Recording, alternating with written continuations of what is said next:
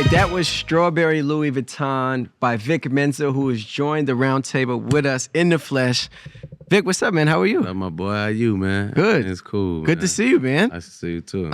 Rob has already thrown the vinyl. I gave y'all them, you know what I mean? The Jimmy Fallon limited moment. editions. Oh, Yeah. wait, okay. There we go.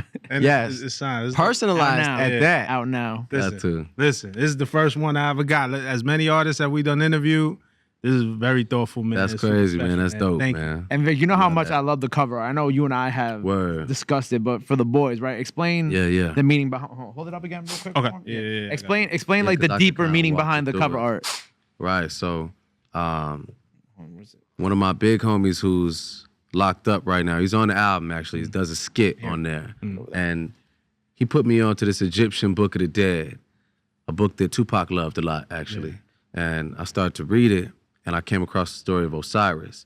So Osiris is the Egyptian god of the dead, afterworld. And Osiris, when he was 28 years old, was lured into his own sarcophagus, and the parts of his body were ripped apart and then stitched back together by his wife/sister, Isis. But he could no longer be with the rest of the gods, so now he was the god of the afterlife. But basically the god of all Egyptian, gods. And I was making an album and I was 28 and I was like, I gotta use that, you know what I mean? Like, just making the analogy of it, you know what I mean? Being lured into a self-destructive situation, you know, be it by industry or be it by fame or be it by mental health or be it by substance abuse. And so I told that to the artist and he created it in this way. So it's like you'll see the,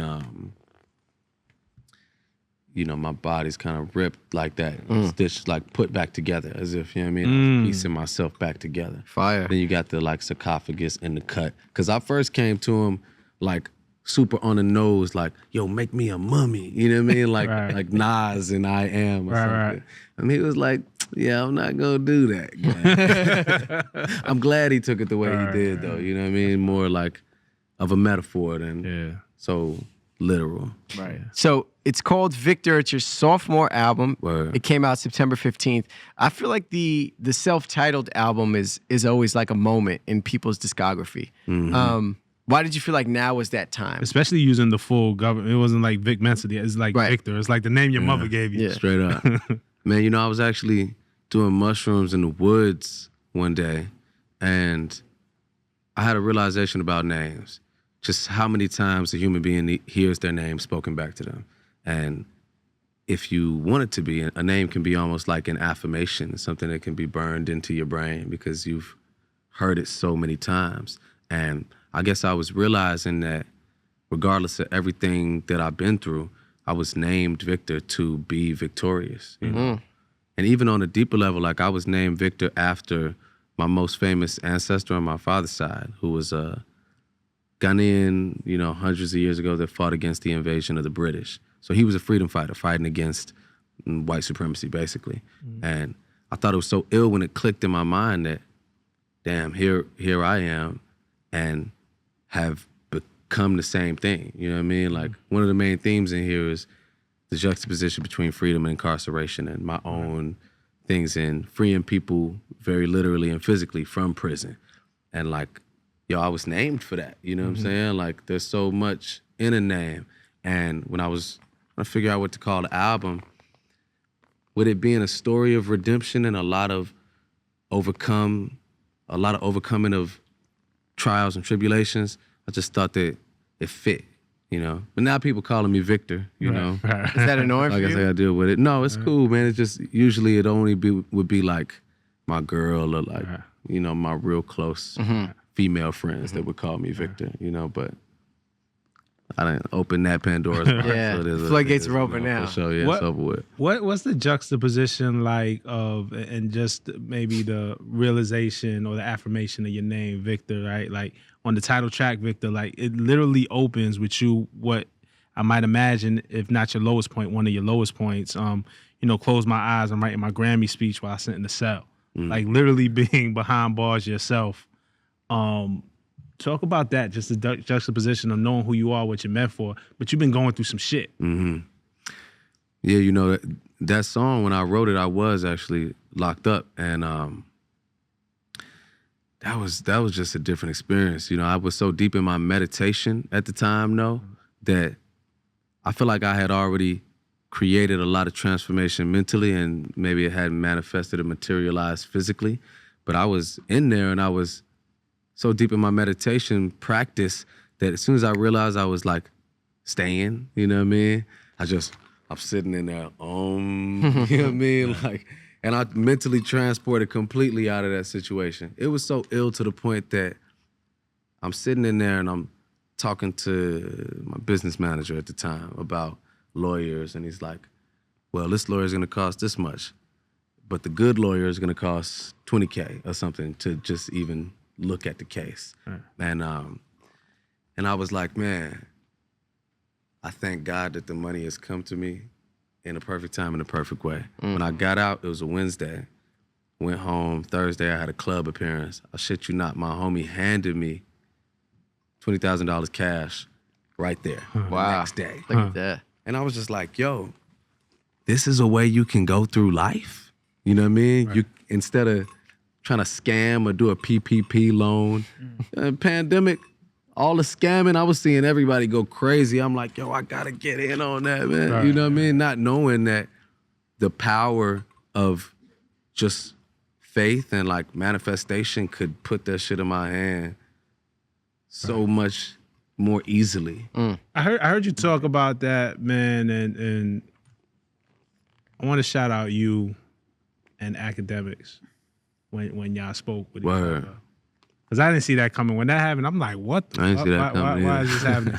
But you had said something, and I hit Ak up, or, you know, I don't know if he got the message, but I don't really watch a ton of his shit or tune in all the time. But when I hit him, I was like, yo, that was a dope interview. Like, that was really thoughtful. But you guys spoke about that same power of faith in handling street beef. Like maybe one version of you would match somebody's energy if they came at you negative or try to backdoor you or rob you or whatever. But then you handled it another way. Right. On some dog, I pray for you, and the beef just went away. Does that work? Gabe, we might have to try that. I don't know if I'll tell the drill kids that I don't know how much good it'll do, but we could try. No, facts. That was crazy, man. It was like two separate situations involving people that were once very close friends of mine that did backdoor me for whatever reason and run off with large sums of money. And, you know, one of them, I beat dude ass in public on camera. You know what I mean? That created a certain type of situation, more of a spiral and anxiety, and got the gun on me all the time, and it's a bunch of negativity. Then the next situation, it was like when it came back around and this person popped back up in my life with a, you know, confrontational negative energy, and I was just in a different space. I just didn't give in at all, you know? And when he came with that energy, I was like, man, God bless you, man. You know, and just smiled and left. And, you know, he was furious. And he's just like blowing my phone up. I block it, different numbers, all this. But ultimately, I never stooped down there or reciprocated that energy.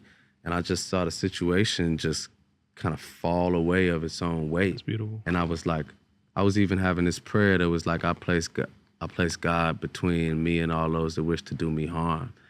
And it was crazy to see how much better of a solution that was. You know, just coming from like a life of a lot of violence and community of a lot of violence. You know what I'm saying? Like, I've known that way better than I've ever known peacemaking, you know?